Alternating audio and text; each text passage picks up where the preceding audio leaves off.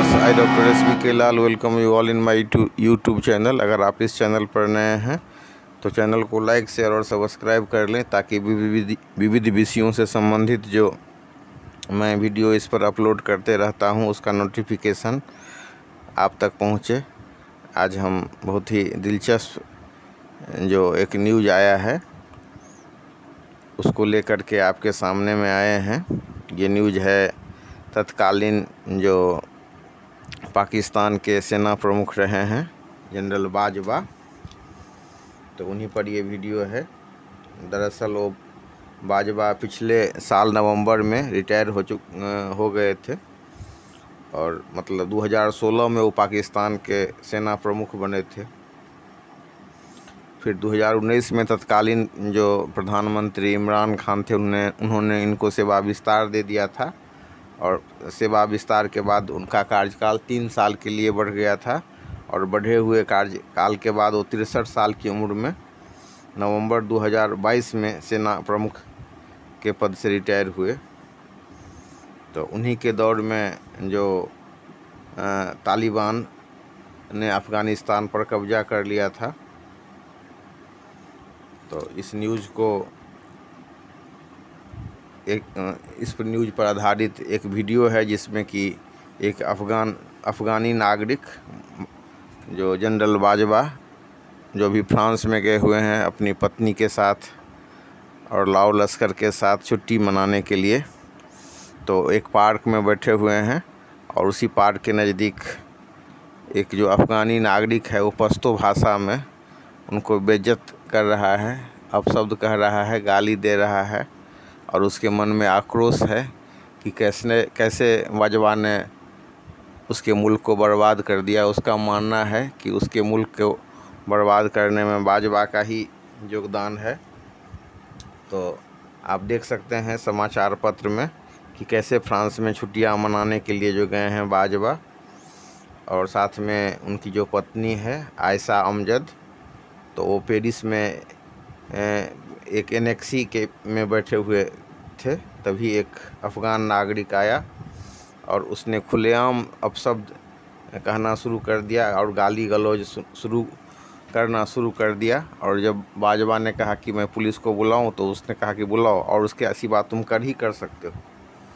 तो ये video viral हुआ। ये वीडियो है एक्चुअली में 2 मिनट 17 सेकंड का।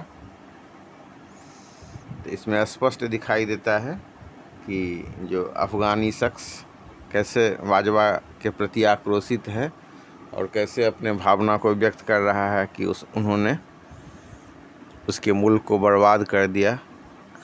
हम देख सकते हैं कि बर्बादी के बाद आज अफ़गानिस्तान का क्या मंजर है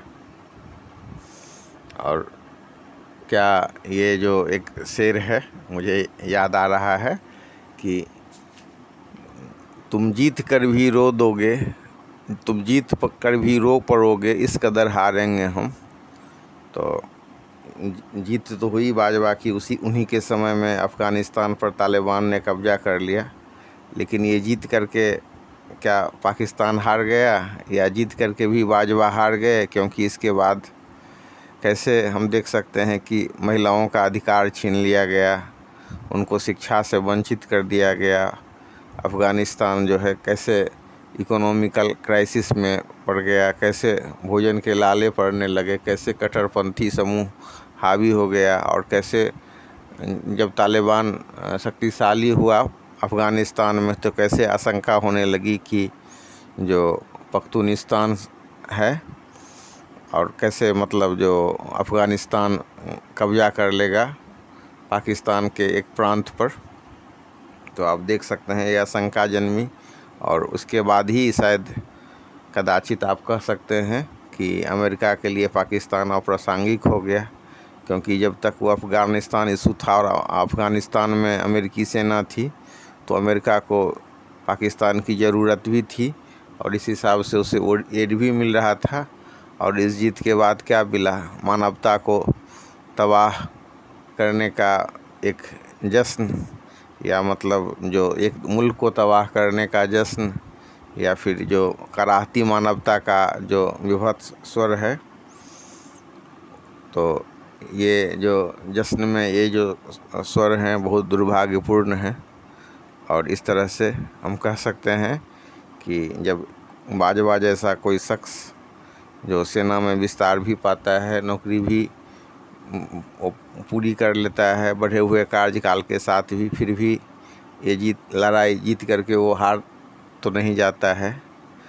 क्योंकि हम देख सकते हैं ये बाजवा हैं, कोई बाजीगर नहीं। बाजीगर जो फिल्म में शाहरुख खान का डायलॉग है कि जो जीत करके भी हार जाए उसे हम बाजीगर कहते हैं। तो इन्होंने बाजी तो जीत ली, देश को तो जीत लिया, लेकिन आज इसके लिए उनके पास कहने के लिए कोई शब्द नहीं है। हम याद कर सकते हैं परवेज़ मुशर्रफ को कि परवेज़ मुशर्रफ जब मतलब प्रेसिडेंट बने, 2 टर्म रहे, और जब उन पर महाभियोग लगाया गया और तो उन्होंने प्रेस कॉन्फ्रेंस करके जो अपनी दलील दी थी कि कैसे पाकिस्तान उनके पीरियड में आगे बढ़ा, कैसे पाकिस्तान का सकल घरेलू उत्पाद बढ़ा, कैसे उन्होंने हिंसा पर रोक लगाई, कैसे उन्होंने मदरसा को प्रतिबंधित किया, कैसे आतंकवाद को नियंत्रित किया। लेकिन जब बाजवा के नेतृत्व में पाकिस्तान जीत जाता है, तालिबान जीत जाता है बाजवा के सहयोग से, और फिर देश की दुर्दशा होती है, देश में आतंकवाद बढ़ जाता है, और फिर जो उसका धन प्राप्त होने का एक मोटा स्रोत सूख जाता है।